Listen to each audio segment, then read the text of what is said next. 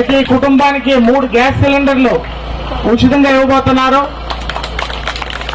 అదేవిధంగా మీ ఇంట్లో ఆడపిల్ల పెళ్లి అయితే ఆడపిల్ల పెళ్లికి ₹1,00,000 ఆర్థిక సాయం కూడా చేస్తారని మీకు తెలియజేస్తాను.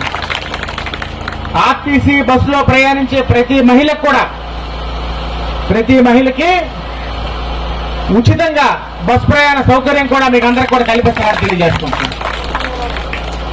మన నిరుద్యోగ యువకులు ఎవరైతే ఉన్నారో చదువు పూర్తి చేసుకొని ఈ రోజు కూడా ఉద్యోగాలు లేకుండా ఎవరైతే బాధపడుతున్నారో వాళ్ళకి నిరుద్యోగ భృతి నెలకి 18,000 దాటిన వెంటనే నెలకి ₹3,000 అందిస్తామని మీకు తెలియజేసుకుంటున్నాను.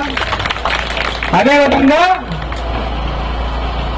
రానున్న 5 సంవత్సరాల్లో 20 లక్షల ఉద్యోగాలు మీకు కల్పిస్తామని మీకు అందరికీ కూడా సభాముఖంగా హామీ ఇస్తున్నాను. ఎంతో మంది కడుపు నిండా అన్నం పెట్టినటువంటి వేదిక అది. దాన్ని ప్రభుత్వ కార్యక్రమాలకు వాడకుండా చంద్రబాబు నాయుడు గారి మీద కక్షతోనే దాన్ని పడగొట్టి ఆ చెత్తా చెదారం కూడా ఈ రోజు కూడా తీయలేడు. అంటే ఎంత పైశాచిక ఆనందం పొందుతున్నాడో చూడండి. అది చంద్రబాబు నాయుడు గారి ఇంటి పక్కనే. చంద్రబాబు నాయుడు గారు రోజు బయటికి వెళ్ళినప్పుడు ఆ చెత్తా చెదారం చూడాలని ఇప్పుడు కూడా చెత్తా చెదారం తీయకుండా ఉంచాడు. అంత